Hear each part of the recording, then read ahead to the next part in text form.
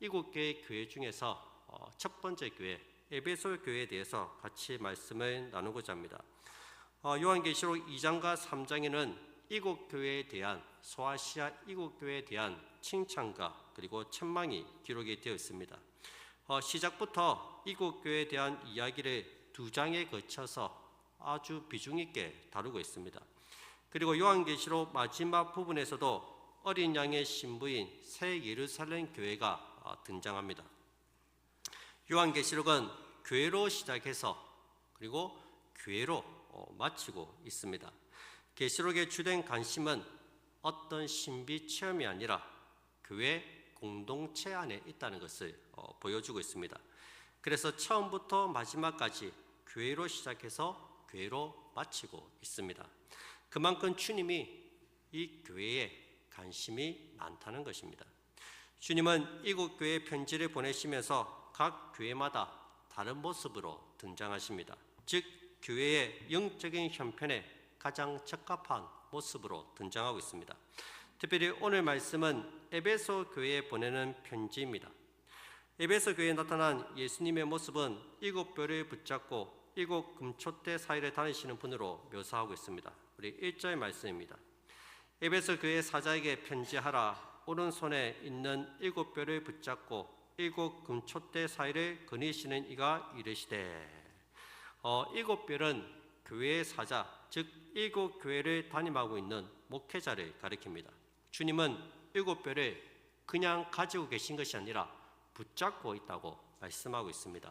주님께서 주의 종을 강력하게 붙드시는 모습을 보여주고 있습니다. 그리고 일곱 금촛대는 교회를 상징합니다. 주님은 일곱 금촛대 사이에 그냥 서 계시지 않고 움직이고 있습니다. 거니시고 계십니다. 즉 구체적으로 교회의 현장을 돌아다니시면서 또 간섭도 하시고 말씀도 하십니다. 여러분, 주님은 지금도 우리 교회를 두루 돌아다니시면서 세밀한 부분까지 살피고 다 보고 계시다는 사실을 꼭 믿으시기 바랍니다. 때로는 아파하시고 때로는 격려하신다는 사실을 믿으시기 바랍니다. 우리가 진정으로 이것을 믿는다면 교회 일을 감당하는 우리들의 자세는 예전보다 더 진지하고 진실해야 할 것입니다. 우리는 흔히 에베소 교회라고 하면 첫사랑을 잃어버린 교회, 그래서 촛대를 옮긴 형편없는 그런 교회라고 생각합니다. 그러나 실제로 에베소 교회는 그렇게 형편없는 그런 교회가 아니었습니다. 에베소 교회는 칭찬할 것이 많은 교회였습니다. 2절과 3절을 한번 보시기 바랍니다. 내가 네 행위와 수고와 네 인내를 알고 또 악한 자들을 용납하지 아니한 것과 자칭 사도라 하되 아닌 자들을 시험하여 그의 거짓된 것을 네가 드러낸 것과 또 네가 참고 내 이름을 위하여 견디고 게으르지 아니한 것을 아노라. 주님은 에베소 교회 성도들의 행위와 수고, 인내, 악한 자들을 용납하지 않았던 것 4가지를 칭찬하고 있습니다. 제일 먼저 주님은 에베소 교회의 행위를 칭찬하십니다. 보시면 행위가 이 원어로 보면 행위들입니다. 행위들, 복수 형태로 되어 있습니다. 즉 에베소 교회는 주의 일을 한 가지만 한 것이 아니라 여러 가지 다양하게 주의 일을 감당했다는 겁니다. 상당히 활동적인 교회였습니다. 하나님과 사람을 섬기는 일에 굉장히 부지런했습니다. 말뿐인 교회가 아니라 일하는 교회였습니다. 전도도 하고 선교도 하고 봉사도 하고 헌신도 하는 그런 교회였다는 겁니다. 뿐만 아니라 에베소 교회는 힘을 다해서 수고했습니다. 여러 가지 일을 한다고 해서 대충 이렇게 때우기만 한 것이 아니라 한 가지 한 가지를 굉장히 힘을 다해서 최선을 다해서 수고했습니다. 어느 것 하나 소홀히 하지 않았다는 거예요. 우리가 보통 열심히 주의 일을 섬기면 좀 지치잖아요. 연말이 되면은 다 내려놓고 좀 편안하게 쉬고 싶은 마음이 들지 않습니까? 그러나 에베소 교회는 열심히 섬겼지만 전혀 지치지 않았습니다. 주님께서는 내가 네 인내를 안다 말씀하십니다. 계속해서 주의 일을 감당하면서도 포기하지 않고 참고 견디면서 끝까지 주의 일을 감당했다는 거예요. 시장만 거창하게 벌려놓고 끝은 흐지부지한 그런 것이 아니었습니다. 기분이 내킬 때는 뭐 열심히 하고 뭐 마음이 상할 때는 막 다 때려치우고 말란다 막 이렇게 한 게 아니라는 거예요. 어떠한 방해와 박해, 유혹에도 불구하고 참고 견뎠습니다. 누가 옆에서 뭐라 해도 나 막 주님만 보고 할란다 하고 다 그 일을 감당했다는 거예요. 3절에도 보면 참고 내 이름을 위하여 견디고, 참고 견뎠다는 말이 계속 나오고 있어요. 그들은 주님 위해서 기꺼이 어려움을 감내했습니다. 핍박이 와도 어려움이 와도 교회 안에서 문제가 생겨도 내 일은 내가 한다. 주의 일을 기꺼이 감당했습니다. 여러분, 이 정도면 칭찬받아 마땅하지 않겠습니까? 다른 어느 교회 앞에 내놓아도 이 정도라면 참 부끄럽지 않는 좋은 교회입니다.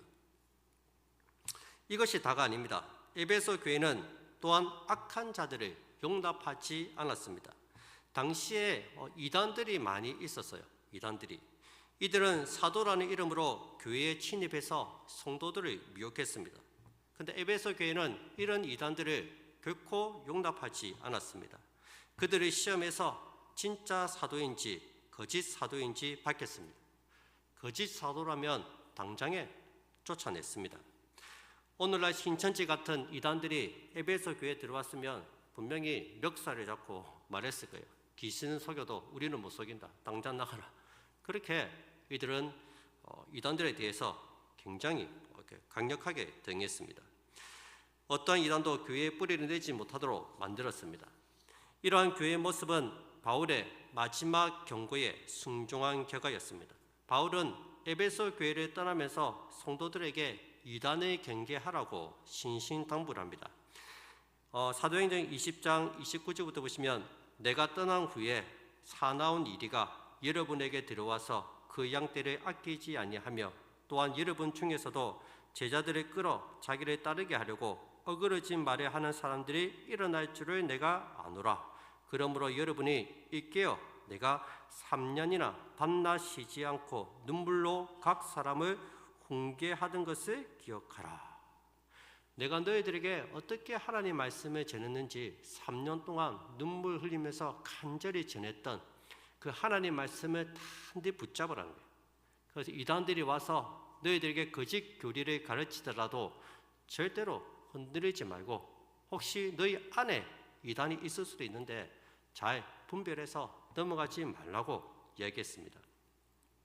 이 성도들은 이 목회자의 가르침에 순종해서 복음의 진리를 잘 지켰고 이단들을 경계했습니다.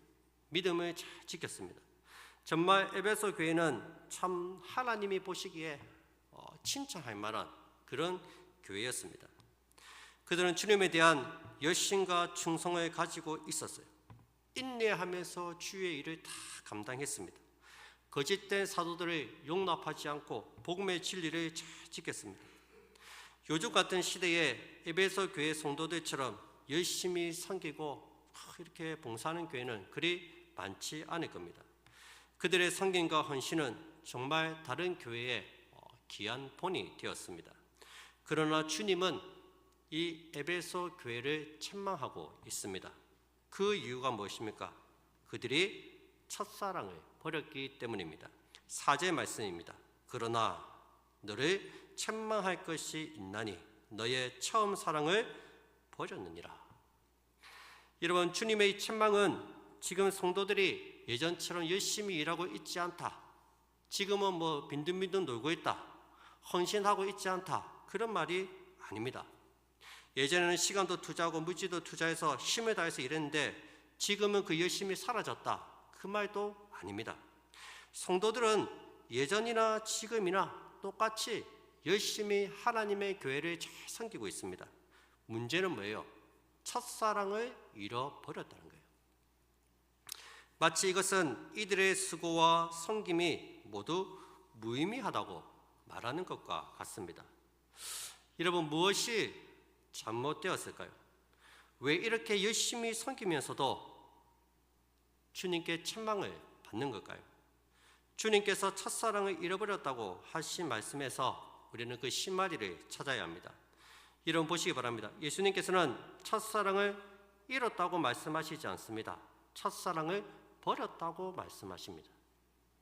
너의 처음 사랑을 버렸노라. 여러분, 잃은 것과 버린 것은 다릅니다. 잃은 것은 나도 모르게 잃어버리는 거예요. 한 번씩 우리도 모르게 휴대폰을 잃어버릴 때가 있잖아요. 한 번씩 우리도 모르게 지갑을 잃어버릴 때도 있고. 근데 버린 것은 뭐죠? 내가 고의적으로 쓰레기통에 버리는 거예요. 잃은 것과 버린 것은 다르다는 거예요. 예수님께서는 에베소교회 성도들이 첫사랑을 잃었다고 얘기하지 않고 버렸다고 말씀하고 있다는 거예요. 너희가 처음 사랑을 버렸다. 그러면서 하시는 말씀이 5절에서 처음 행위를 가지라 말씀하고 있습니다. 그들이 버린 첫사랑은 처음 행위와 관련이 있다는 거예요. 지금도 너희가 여러 가지 일로 나를 섬기고 수고하지만 그것이 잘못되었다는 거예요. 처음 그때로 돌아가서 그때의 모습으로 나를 섬겨야 한다고 말씀하고 있습니다. 처음 행위를 가져라. 그때 나를 섬겼던 그 마음으로 나를 섬기라고 말씀하시는 거예요. 여러분, 우리는 예수님의 말씀 속에서 우리가 놓친 그 한 가지를 발견하게 됩니다. 지금 요한이 요한계시록을 집필할 당시는 그가 교회를 떠난 지 40년이 지난 후였습니다. 꽤 많은 시간이 흘렀습니다. 그때나 지금이나 에베소 교회 성도들의 희생과 봉사는 변함이 없었습니다. 겉으로 보기에는 아무것도 달라진 게 없어 보입니다. 성도들은 여전히 열심히 하나님을 섬겼고 인내했고 열심히 헌신했습니다. 주님께 칭찬받을 정도로 열심히 섬겼습니다. 그런데 성도들의 섬김에는 사랑이 없었다는 거예요. 처음 가졌던 그 사랑이 사라졌습니다. 그때나 지금이나 변함없이 주의 일을 하고 있지만 지금은 주님께 받은 그 사랑 때문에 그 은혜에 감격해서 그 일을 하고 있는 것이 아니라는 거예요. 은혜를 받은 초기에는 주님의 사랑에 감격해서 기쁨과 감사함으로 주의 일을 감당했습니다. 주님이 너무 좋아서 내가 주님을 위해서 할 수 있는 일이 뭐가 있을까? 내가 주를 위해서 섬길 수 있다는 게 너무 기쁜 거예요. 너무 감사한 거예요. 저도 중학교 1학년 때 처음 주님을 인격적으로 만나고 그때 드는 생각이 내가 주님을 위해서 할 수 있는 게 뭐가 있을까? 그 마음이 들더라고요. 그때 교회에 휴지 하나 주는데 그게 그렇게 감사할 수가 없어요. 내가 휴지라도 주어서 내가 주의 일을 할 수 있구나. 제가 그때 우리 중등부 우리 반 1학년 애들 제가 이렇게 반장이거든요. 반장. 그 반에서 반장. 그러니까 제가 항상 반장이 하는 일을 지난주에 아이가 안 왔다. 전화를 겁니다. 니 왜 안 왔노? 성경 몇 장 읽었노? 확인해서 안 오면 전화해서 오라 하고 성경 많이 읽어라. 그거가 되겠나? 하긴 하는데 제가 진짜 그 일을 열심히 했어요. 그 아이들이 보고 제가 학교에서 반장을 못하니까 교회에서 반장이 저렇게 좋아하는 것 같다. 저는 그게 그래서 한 게 아니고 하나님의 일을 할 수 있다는 게 너무 감사한 거예요. 중학생이 할 수 있는 게 뭐가 있겠어요? 휴지 줍는 거, 기껏 반에서 반장하는 거. 근데 그게 받은 은혜가 너무 감사했다는 거예요. 기쁨으로 그 일을 감당했습니다. 지금 에베소 교회 성도들도 처음에 주님을 만나니까 너무 기쁜 거예요. 기꺼이 헌신하고 수고하고 제가 도와줄 일 없어요. 저도 뭐 좀 하고 싶은데 주방에 가서도 물어보고 혹시 내가 차량 봉사할 게 없을까 가서 물어보고 누가 시키지 않아도 자기가 보고 내가 좀 도와줘야 되겠다. 저거는 가서 섬기는 거예요. 가서 누가 시키지 않아도 남이 알아주지 않아도 하나님이 너무 좋으니까 하나님께 받은 그 사랑이 너무 좋으니까 사랑의 빚을 갚는 거예요. 하나님께 사랑을 받으면 그 빚을 누가 갚습니까? 하나님께 갚는 게 아니고 다른 성도들에게 갚습니다. 교회에 내가 섬길 일이 없나? 갚는 거예요. 기꺼이 희생했습니다. 근데 지금 에베소 교회 성도들에게는 껍데기만 남아 있다는 거예요. 사랑으로 시작된 일이 어느 순간 의무적으로 하는 일이 되어 버렸습니다. 사랑이 동기가 되어서 섬기는 것이 아니라 어쩔 수 없이 그 일을 하고 있다는 거예요. 일할 사람은 없고 누군가는 해야 하니까 울며 겨자 먹기로 한다는 거예요. 여러분, 예수님께서 첫사랑을 버렸다고 말씀하신 것이 바로 이것입니다. 너희가 처음에 나를 사랑했던 그 마음으로 지금 섬기고 있지 않다는 거예요. 성도들이 힘껏 수고하고 애를 쓰고 헌신하지만 그 속에는 나를 향한 사랑이 없다는 거예요. 열심히 봉사하지만 정말 성도들을 사랑해서 봉사하는 게 아니라는 거예요. 인내를 가지고 견뎠지만 사랑이 없었습니다. 진리를 가지고 이단들을 시험했지만 그 안에는 사랑이 없었다는 것입니다. 여러분, 사랑이 없는 헌신, 사랑이 없는 수고는 아무런 유익이 없습니다. 고린도전서 13장 1절에 보시기 바랍니다. 내가 사람의 방언과 천사의 말을 할지라도 사랑이 없으면 소리나는 구리와 울리는 꽹과리가 되고 내가 예언하는 능력이 있어 모든 비밀과 모든 지식을 알고 또 산을 옮기말한 모든 믿음이 있을지라도 사랑이 없으면 내가 아무것도 아니요 내가 내게 있는 모든 것으로 구제하고 또 내 몸을 불사르게 내줄지라도 사랑이 없으면 내게 아무 유익이 없느니라. 여러분, 주의 일은 사랑이 동기가 되어서 그 일을 해야 됩니다. 그게 하나님이 받으시는 일이라는 거예요. 사랑이 없으면 내게 아무 유익이 없습니다. 내가 아무리 1시간, 2시간 열심히 기도해도 사랑이 없으면 그 기도가 자기에게는 아무 유익이 없다는 거예요. 사랑을 잃을 때 내가 하는 일이 점점 짐이 되기 시작합니다. 주를 위해서 헌신하면서도 마음이 공허해지고 점점 갈급함을 느낍니다.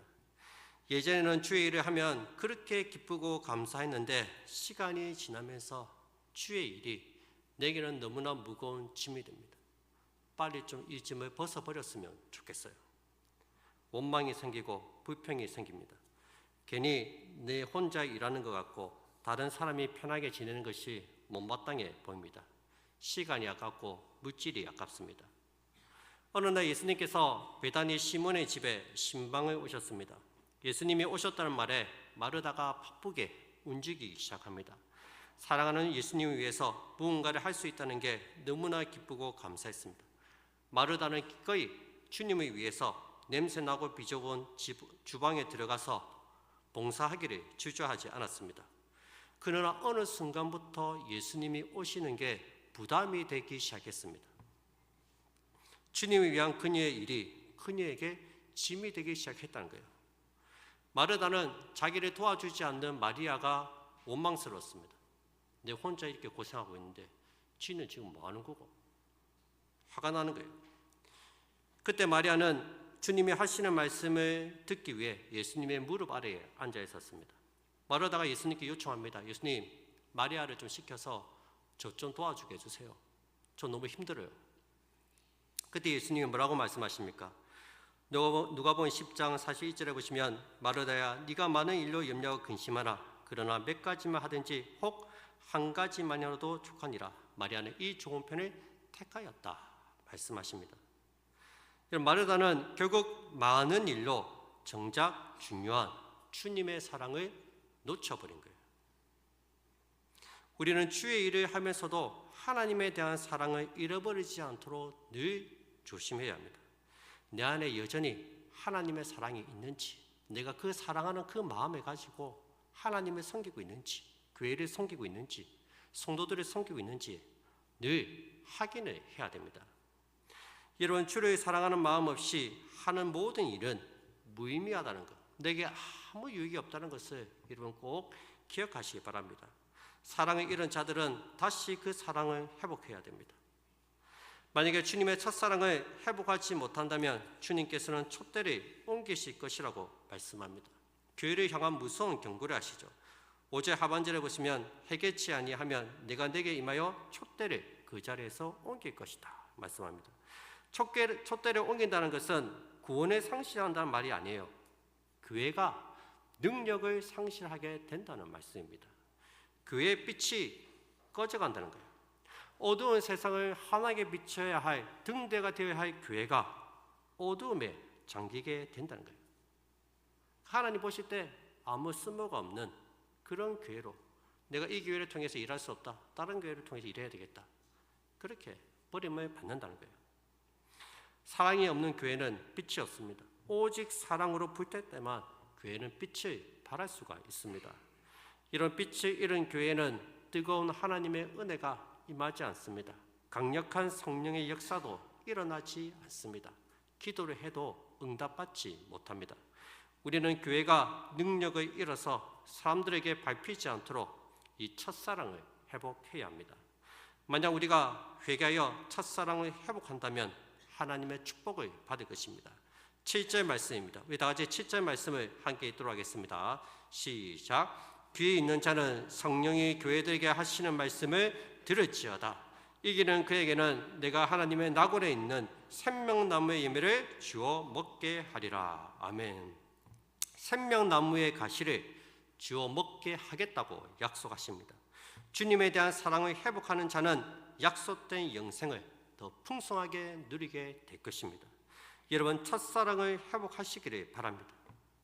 그럼 우리는 어떻게 이 첫사랑을 회복할 수 있을까요?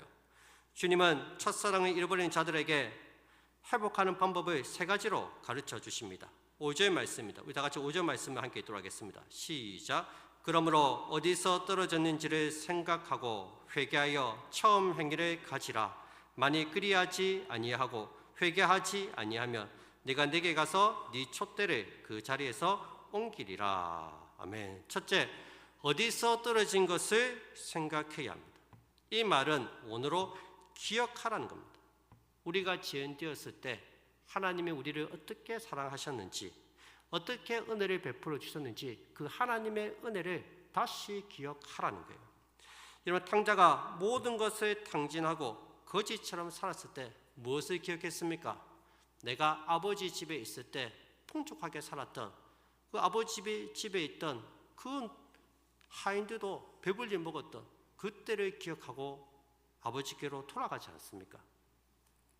우리를 죄악에서 구원해 주신 하나님의 은혜를 기억해야 합니다. 내가 처음 하나님을 인격적으로 만났을 때 바로 그때를 기억하라는 거예요. 하나님의 은혜에 감격해서 한없이 눈물 흘리며 울었던 그때를 기억하라는 것입니다. 주님은 오늘 우리에게 잠깐 멈추라고 하십니다. 그리고 그 자리에 서서 내가 너를 처음 만났을 때를 떠올려 보라고 말합니다. 그때의 감격과 그때의 은혜와 그 하나님의 사랑을 네가 잘 기억하라는 것입니다. 두 번째는 회개하는 것입니다. 이 말은 마음을 돌이키는 거예요. 즉 다시 사랑의 삶으로 돌아오라는 거예요. 주님을 처음 만났을 때를 기억하고 다시 사랑의 삶으로 돌아오라는 거예요. 회개하고 뉘우치고 다시 돌아가라는 거예요. 많은 사람들이 자신의 모습을 인정하고 슬퍼하지만 자기 스스로 예전의 모습으로 돌아가지는 않습니다. 누군가가 자기를 데리고 그때 그 모습으로 돌아가 주기를 원하는 거예요. 상황이나 환경이 변해서 우리를 그 뜨거웠던 그 시대 그때로 다시 돌아와 주기를 원합니다. 마치 깊은 운동에 빠진 아이가 밖에서 이제 손을 내밀어 자기를 꺼내주기를 원하는 것처럼 그렇게 기다리는 거예요. 그러나 주님은 곧바로 일어서라고 말씀하십니다. 스스로 돌이켜 그때 그 모습으로 돌아가라는 거예요. 기다리지 말고 깨달았다면 지금이라도 그때 그 모습을 사모하고 돌아가라는 거예요. 여러분, 아무도 우리를 예전에 뜨거웠던 그 시절로 데려다 주지 않습니다. 우리 스스로 돌아가야 됩니다. 그래서 기 있는 자는 성령께서 주시는 말씀을 듣고 스스로 일어서서 돌이키시기 바랍니다. 마지막으로 우리는 처음 행위를 가져야 합니다. 처음 행위를 가지기 위해서는 가장 먼저 내 안에 하나님에 대한 사랑으로 가득 채워야 합니다.